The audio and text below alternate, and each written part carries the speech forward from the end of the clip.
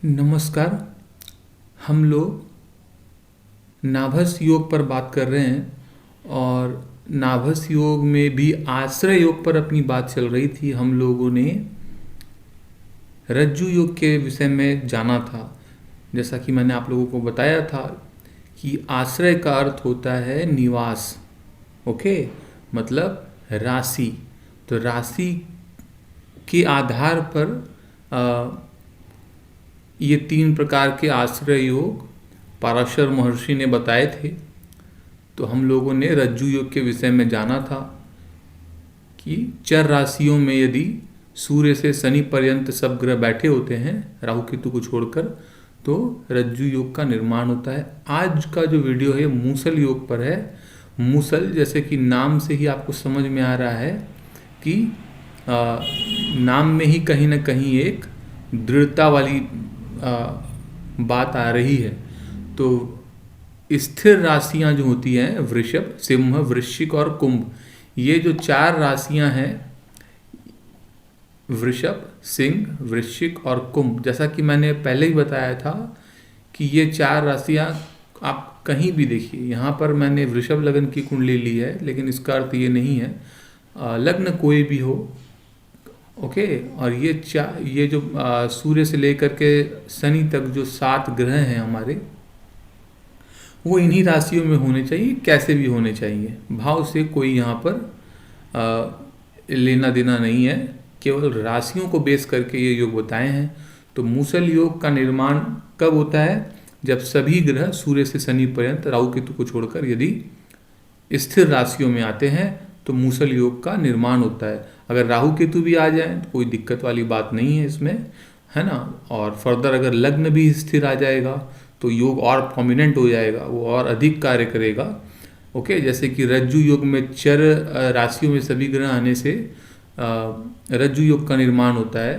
तो जैसा मैंने बताया था आप लोगों को उसका फल, तो उसी तरह से अगर चर राशियों में सब ग्रह है, साथ ही साथ लग्न भी अगर चर राशि का होता है तो वो बहुत प्रोमिनेंट होती है फिर, है ना, जो योग बहुत प्रोमिनेंट बन जाता है।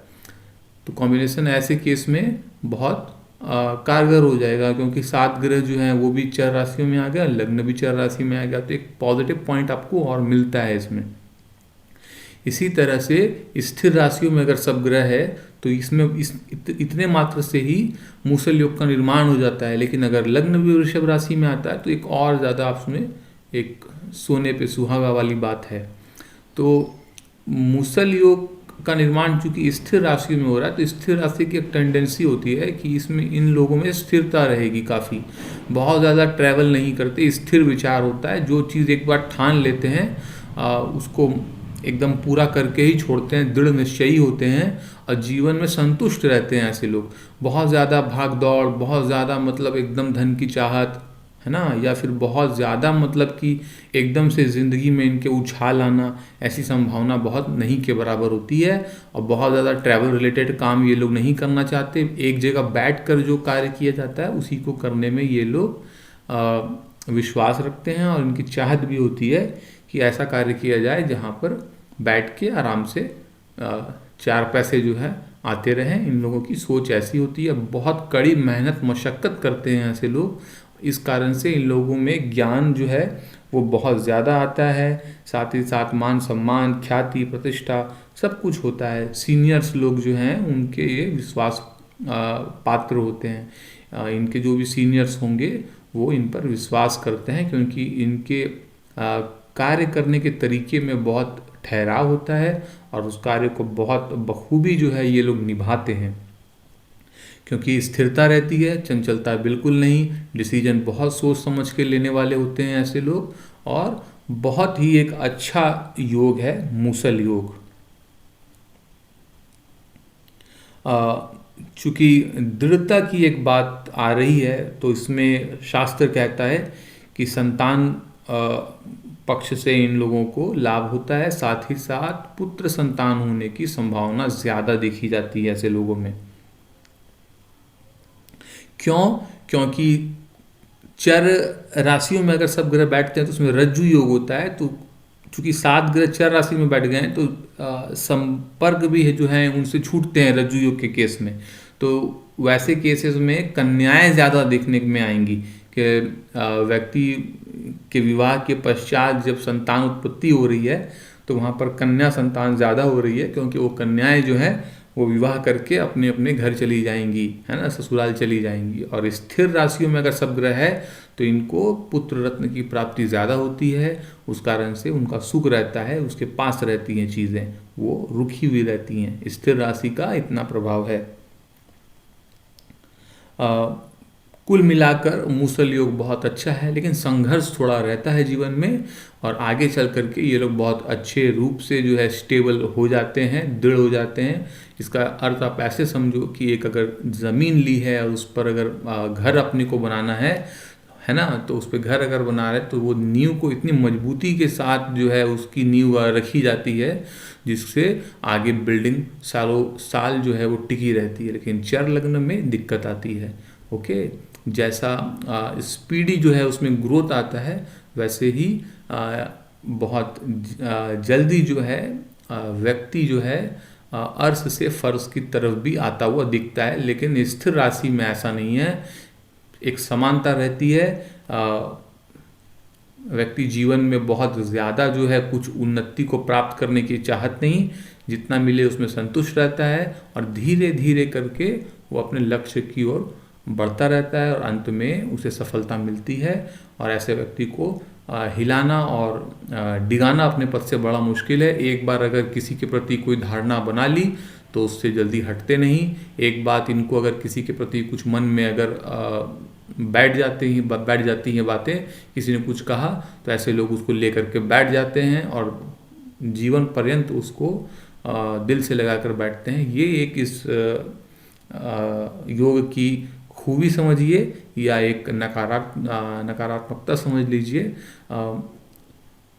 जो कि आप इसको देख सकते हैं। मूसल योग में जिस प्रकार से मूसल से किसी चीज़ पर निरंतर प्रहार किया जाता ही रहता है, क्योंकि मसाले बनाने में प्रयोग होता था, मसाले को कूटने के लिए, है ना, तो मूसल। तो बेसिकली ऐसा व्यक्ति बहुत ज़्यादा संघर्ष करता हुआ देखा जाता है अपने जीवन में, और संघर्ष करते करते व्यक्ति का मनोबल बहुत बढ़ जाता है, और जो एक मोटिवेशन है बोलिए या पराक्रम है वो करने से पीछे नहीं हटता, क्योंकि वो समझ जाता है जीवन का नाम ही संघर्ष है, और ऐसा व्यक्ति अपने जीवन पथ पर आगे चल करके बहुत कुछ प्राप्त करता है। इसमें कहीं कोई संदेह वाली बात नहीं है।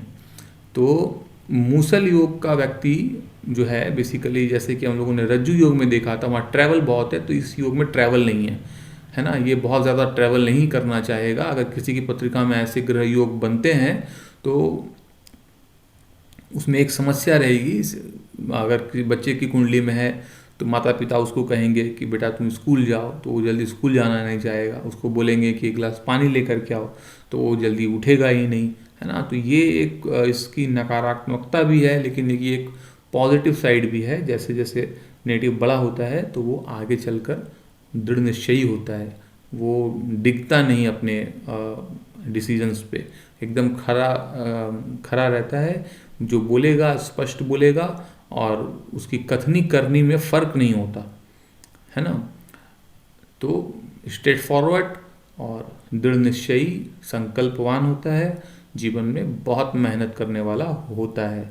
साथ ही ऐसे लोगों की कुंडली में अगर बाकी ग्रह दोष अगर बन रहे हैं कुछ, ओके, जैसा कि अपने करते हैं कि एक तो मूसल योग बन गया, लेकिन इसके अलावा भी जो है ग्रहों में लग्न के अकॉर्डिंग वो कहाँ का स्वामी है, उसको कौन देख रहा है, कैसे उसके संबंध बन रहे हैं, उससे अगर कोई नेगेटिव योग बनता है तो फिर दिक्कत वाली बात आती है कि अगर कोई गंभीर बीमारी अगर आ जाती है तो फिर वो जल्दी जाने का नाम नहीं लेती, क्योंकि स्थिर राशियों में कई सारे ग्रह बैठ गए हैं।